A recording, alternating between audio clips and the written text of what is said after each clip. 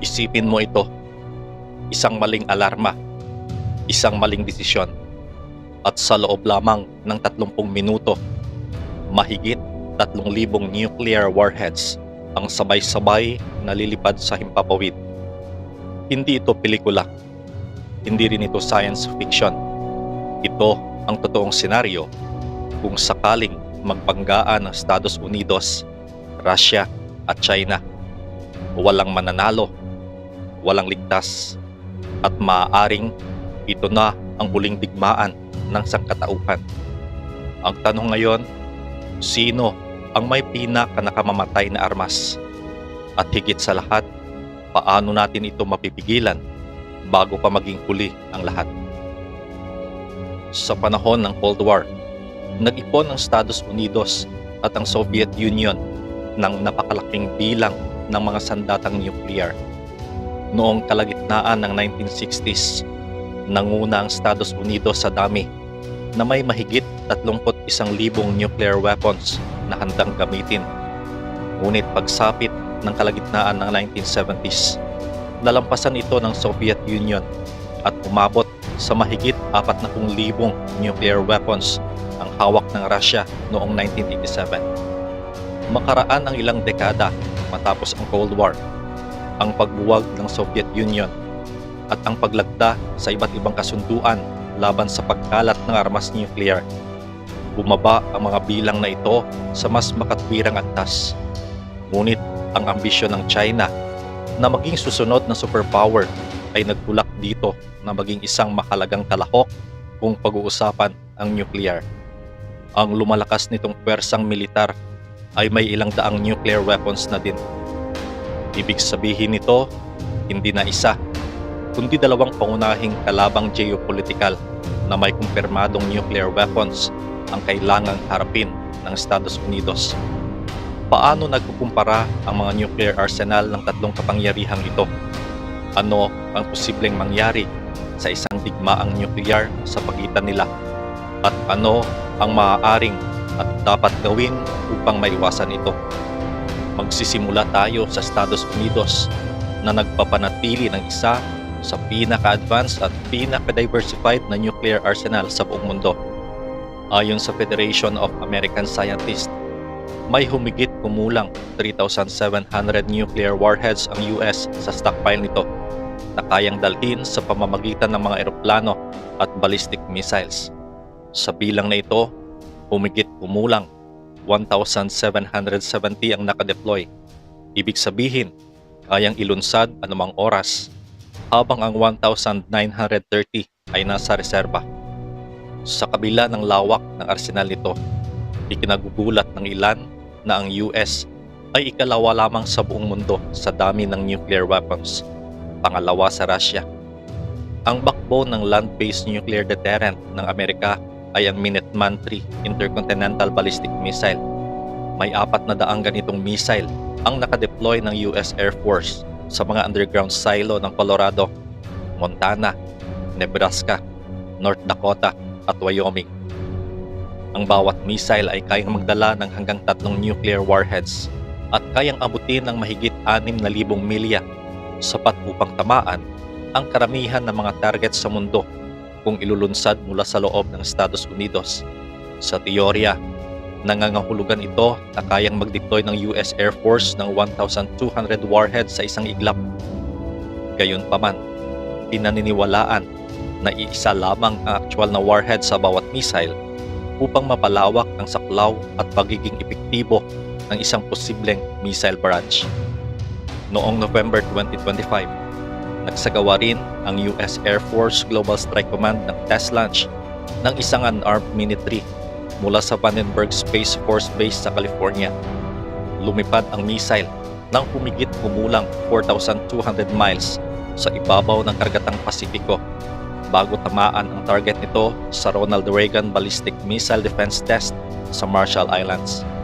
Ang test na ito na tinawag na GD-254 ay mahalaga dahil isinagawa ito gamit ang Airborne Launch Control System mula sa isang Navy E-6B aircraft. Ang E-6B ay isang backup command system na idinisenyo upang matiyak na kayang maglunsad ng nuclear weapons ang US kahit na masira ang mga ground-based command center sa isang unang pag-atake na kalaban. Binigyang diin ni General S.L. Davis, commander ng US Air Force Global Strike Command, ang kahalagahan ng ganitong pagsubok. Habang isinasagawa namin ang modernisasyon patungo sa Sentinel weapon system, kailangan naming patuloy na panatilihin ang kahandaan ng kasalukuyang Minuteman III Fleet. Ngunit hindi lang sa lupa umaasa ang nuclear force ng Amerika. Ang sea-based leg ng nuclear triad ay binubuo ng 14 Ohio-class ballistic missile submarines na bawat isa ay kayang magdala ng 20 Trident II missiles na may mga maraming warheads. Ang mga submarinong ito ay kayang magbigay ng ultimate survivability. Kayang nilang mapanatiling nakatago sa dagat sa loob ng ilang buwan, halos hindi makikita, at handang maglunsad ng mapanirang counterattack kahit matalo ang mga pwersang panlupa ng Amerika. Naroon din ang air-based leg. Dati itong binubuo ng B-52 Stratofortress at B-2 Spirit stealth bombers na may kakayahang magsagawa ng pag-atake gamit ang nuclear gravity bombs at cruise missiles. Ngayon, binubuo na rin ng US ang B-21 Raider, isang next-generation stealth bomber na kayang pumasok kahit sa pinaka-advanced na air defense systems sa mundo. Kapansin-pansin na habang 19 lamang ang aktibong bombers ng US, may mga pagtataya na maaaring bumili ang US Air Force ng humigit kumulang 100 na B-21 sa mga susunod na taon at posibleng umabot sa 200 unit sa kalaudan. Magbibigay ito ng kakayahan sa US na pagsamahin ang nuclear at non-nuclear weapons at bumuo ng nakapaminsalang bombing squadrons kung kinakailangan. Ang pagkakaroon ng maraming sistema ay nangangahulugan din na patuloy ang modernisasyon. Ang Minuteman III ay nagsilbi pa mula noong 1970 at planong palitan ng mas bagong Sentinel missile simula 2029. Ayon sa ilang projection, ang Sentinel ay magiging mas modular at mas cost-effective sa pangmatagalan na makakatulong upang bawasan ang gasto sa maintenance at gawing mas handa sa hinaharap ang arsenal. Bukod dito, nagde-develop din ang Estados Unidos ng mga tactical nuclear options gaya ng Sea Launch Cruise Missile Nuclear upang magbigay ng mas flexible response options. Noong unang bahagi ng 2025, nilagdaan ni Pangulong Donald Trump ang isang EO para bumuo ng Iron Dome-style missile defense system para sa mainland United States. Ang sistemang ito ay hango sa ginagamit ng Israel, bagamat hindi pa ito nasusubok laban sa mga nuclear threat. Sa kasalukuyan, patuloy na sinusubok ang Iron Dome ng Israel dahil sa mga long-range missile at drone strike ng Iran mula nang lumala ang Israel-Hamas conflict noong huling bahagi ng 2024. Sa ngayon, matagumpay na napipigilan ng Israel ang karamihan sa mga papasok na projectile. Kung maisa sa katuparan ang US Iron Dome, kakailanganin itong salagin ang mas mabilis na mga missile na maaaring sumabog sa himpapawid at magdulot ng malawakang radiation. Ayon sa ilang analyst, maaaring mabigo ang anumang ganitong sistema sa aktwal na digmaan, at ang mutually assured destruction o mga kasunduan sa non-proliferation ang mas ligtas na paraan upang harapin ang usapin sa nuclear armaments. Ngayon naman, lumipat tayo sa Russia na nagmamay-ari ng pinakamalaking nuclear arsenal sa mundo at marahil ay ang pinaka nakakatakot.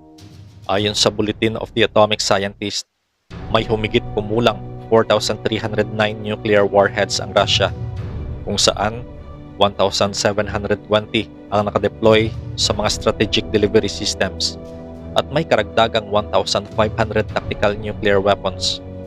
Kapag isinama ang mga retired warheads na naghihintay ng buwagin, umaabot ng humigit kumulang 5,460 warheads ang kabuuang inventaryo ng Russia, halos 50% na mas marami kaysa sa Estados Unidos. Katulad ng US, may sariling nuclear triad ang Russia. Ang land-based ICBM force nito ay binubuo ng humigit kumulang 333 missiles ng iba't ibang uri, kabilang ang RS-18, RS-28 Sarmat, at ang Road Mobile TPM at TR system.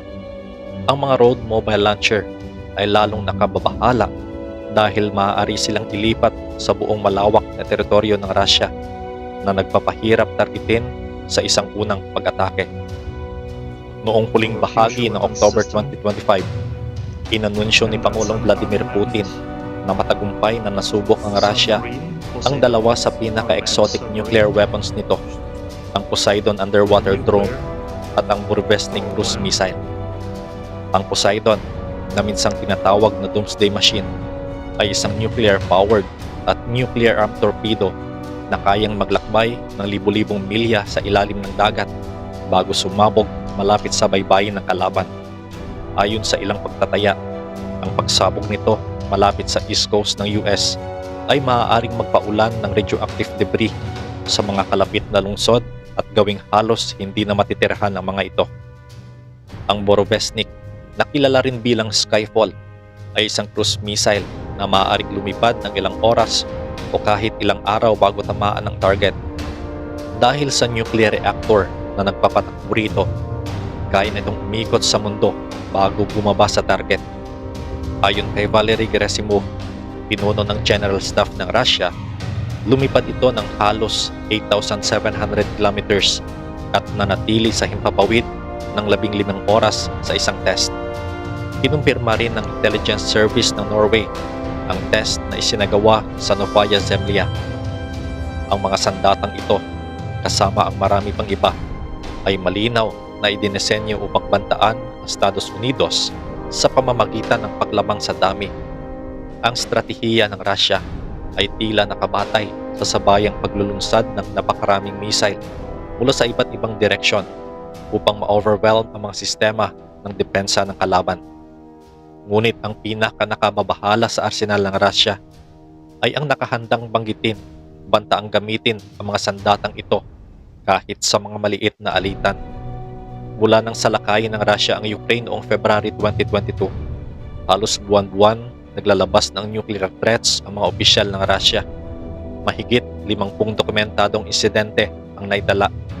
Noong mismong araw ng pagsalakay, nagbabala si Putin na ang sinumang makikialam ay haharap sa mga kahihinatnang hindi pa ninyo nasaksihan sa kasaysayan. Makalipas ang 3 araw, iniutos niyang ilagay sa Special Combat Readiness ang nuclear forces ng Russia. Noong 2022, habang naglulunsad ng matagumpay na kontraopensiba ang Ukraine, sinabi ni Putin na gagamitin ng Russia ang lahat ng paraan ng nasa aming disposisyon upang ipagtanggol ang teritoryo nito. Isang pahayag na malawakang itinuring bilang nuclear threat. Pagsapit ng June 2023, kinumpirma ng Russia na nag-deploy ito ng nuclear weapons sa Belarus. Ang unang beses na ginawa ito sa labas ng teritoryo mula nang bumagsak ang Soviet Union. Noong November 2024, inaprobahan ni Putin ang isang bagong nuclear doctrine na ayon sa mga eksperto ay nagpapababa ng threshold sa paggamit ng nuclear weapons. Dagdag pa rito, malaki rin ang pinsalang tinamo ng Russia dahil sa digmaan sa Ukraine. Noong 2025, sa tinaguriang Operation Spiderweb, matagumpay na inatake ng Ukraine ang mga base ng nuclear bombers ng Russia sa Belaya at Olenia air bases. Ayon sa ilang pagtataya, humigit kumulang 20% ng fleet ang nasira. Sa kabila nito, dahil sa laki ng arsenal ng Russia, kaya nitong targetin ang halos lahat ng malalaking lungsod sa mga bansang kasapi ng NATO. At narito naman ang China, na dumaraan sa pinakamabilis na nuclear build-up sa modernong kasaysayan. Ayon sa ulat ng Pentagon noong December 2024, lumampas sa 600 operational warheads ang nuclear arsenal ng China noong kalagitnaan ng 2024. Noong 2020, tinatayang nasa 200 lamang ito. Ibig sabihin, 3 beses na itinaas sa loob lamang ng 4 na taon. At hindi pa ito bumabagal. Tinataya ng Pentagon na aabot sa mahigit 1,000 warheads ang China pagsapit ng 2030 at posibleng umabot sa 1,500 bago ang 2035. Tinatayang gumagawa ang China ng humigit kumulang 100 bagong nuclear warheads bawat taon. Pagdating sa Intercontinental Ballistic Missiles o ICBM, may humigit kumulang 462 missiles ang China, mas marami kaysa sa 333 ng Russia. Kabilang dito ang DF-31, DF-41 at ang napakalaking DF-5 na may kakayahang magdala ng maraming independently targetable warheads. Ang lahat ng ICBM na ito ay may theoretical na kakayahang tamaan ang continental United States kung ilulunsad mula sa mainland China. Noong September 2024, muling nagsagawa ang China ng ICBM test launch, ang una sa loob ng mahigit 4 na dekada. Ang DF-31AG missile ay nagdala ng dummy warhead patungo sa international waters sa South Pacific. Bagamat tinawag ito ng China bilang isang lehitimo at regular na pagsubok, malinaw ang mensahe. Mabilis na lumalawak ang kakayahang nuklear ng bansa. Ipinakilala rin ng China ang bagong DF-61 ICBM na kayang magdala ng maraming warheads at may saklaw na mahigit 7,500 miles, sapat upang abutin ang mga pangunahing lungsod sa Estados Unidos. Ngunit hindi lamang sa tradisyonal na ICBM umaasa ang China. Bumubuo rin ito ng mga bagong paraan ng paghatid ng nuclear warheads. Isa sa pinaka-nakababahalang halimbawa ay ang Fractional Orbital Bombardment System o FOBS na sinubok ng China noong July 2021. Ang sandatang ito ay pumapasok mula sa orbit ng mundo, umiikot sa planeta at saka babagsak patungo sa target sa bilis na 5 beses na mas mabilis kaysa sa speed of sound. Hindi tulad ng karaniwang ballistic missile na may predictable trajectory. Ang sistemang ito ay kayang magmaniobra habang nasa flight, dahilan upang maging halos imposibleng harangin. Ayon sa Defense Intelligence Agency, maaaring magkaroon ang China ng hanggat 60 orbital missiles na handang gamitin pagsapit ng 2035. Sa dagat naman, patuloy na ina-upgrade ng China ang Type 094 ballistic missile submarines na ngayon ay nilalagyan ng mga bagong missile na kayang umabot hanggang halos 9,000 miles. Dahil dito, maaaring atakihin ang mga Chinese submarine ng Estados Unidos habang nananatili sa protektadong karagatan malapit sa baybayin ng China.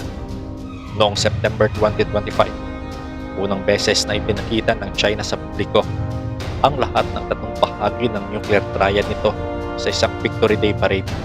Kabilang dito, ang bagong Jinglei-1 air-launched ballistic missile na dala ng mga H-6N bombers. Marahil ang pinaka-nakababahala ay ang pagbabago sa nuclear doctrine ng China.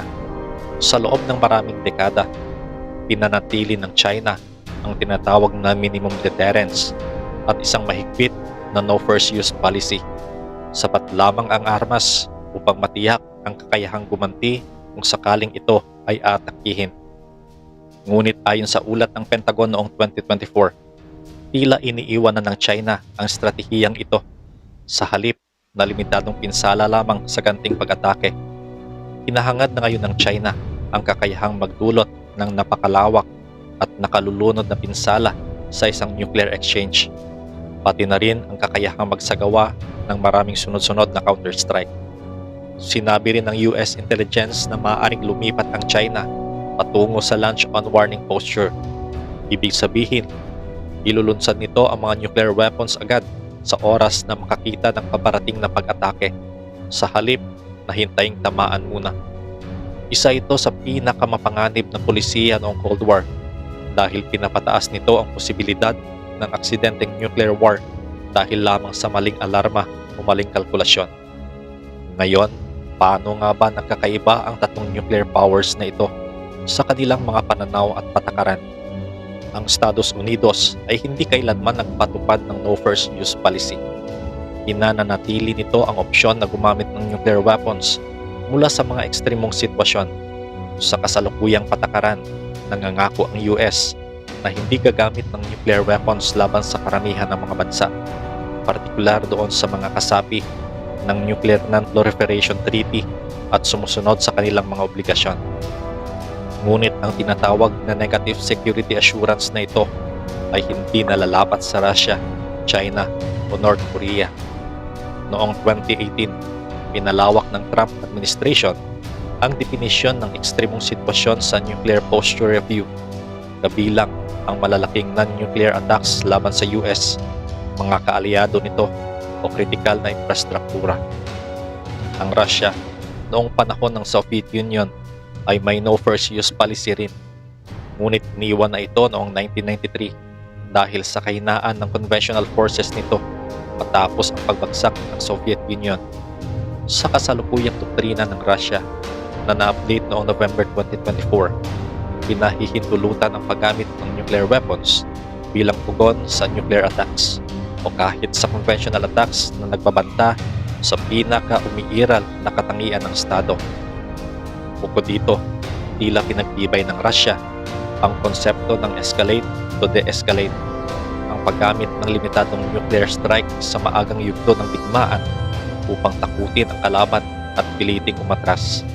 Ang paniniwalang ang paggamit ng nuclear weapons ay maaaring magpakalma ng isang salungatan sa halip na magpasiklab ng ganap na digmaan ay sa totoo lang lubhang nakakatakot.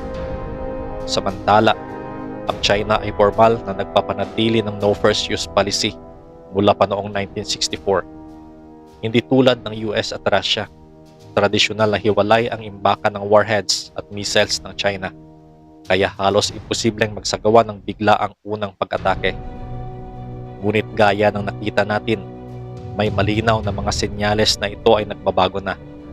Ang malawakang pagtatayo ng missile silos, ang pagdevelop ng early warning satellites, at ang mabilis na pagdami ng warheads ay nagpapahiwatig na maaaring lumipat ang China patungo sa launch-on warning posture. Bagamat paulit-ulit na pinagtitibay ng China ang no first use policy, kabilang na sa isang press conference noong huling bahagi ng 2024 kung saan sinabi ng tagapagsalita ng Foreign Ministry na si Mao Ning na ang China ay mahigpit na sumusunod sa no first use ng nuclear weapons at sa estratehiyang nakatuon sa self-defense. May mga analis na nagdududa kung mananatili ito sa isang krisis na magbabanta sa kaligtasan ng Chinese Communist Party. Ayon sa Defense Intelligence Agency, malamang isinasaalang-alang ng China ang paggamit ng nuclear weapons bilang tugon sa non-nuclear attack na magbabanta sa kakayahan ng nuclear forces nito. Dagdag pa rito, maaaring gumamit ang Beijing ng nuclear weapons kung ang isang conventional military defeats Taiwan ay seryosong magbabanta sa pananatili ng rehimen. Ngayon, tatalakayin naman natin kung ano ang dahilan kung bakit ang isang nuclear war sa pagitan ng mga pangunahing makapangyarihang bansa ay lubos na naiba sa alinmang digmaan sa kasaysayan kabilang ang Hiroshima at Nagasaki. Noong 1945, nang ihulog ng Estados Unidos ang atomic bomb sa Japan, natupad nito ang layunin, gulatin ang kalaban at pilitin itong sumuko. Hindi nakaganti ang Japan gamit ang nuclear weapons. 2 bomba ang nagtapos ng digmaan. Ngunit ang isang nuclear exchange sa pagitan ng US, Russia at China ay naiiba. Ang tatlong bansang ito ay may second strike capability, mga submarine na kayang magtago ng ilang buwan, mga mobile launcher na palaging gumagalaw, at mga command system na idinisenyo upang gumawa ng retaliation. Ito ang lumilikha ng isang nakakatakot na sitwasyon. Kapag naniwala ang isang bansa na malapit na itong atakihin o malapit ng matalo sa isang conventional war na magbabanta sa mismong pag-iral nito, mapipilitan ang pamunuan nitong maunang maglunsad at ilunsad ang lahat. Dahil kung maghihintay ka, maaaring masira muna ang iyong mga sandata bago mo pa magamit ang mga ito.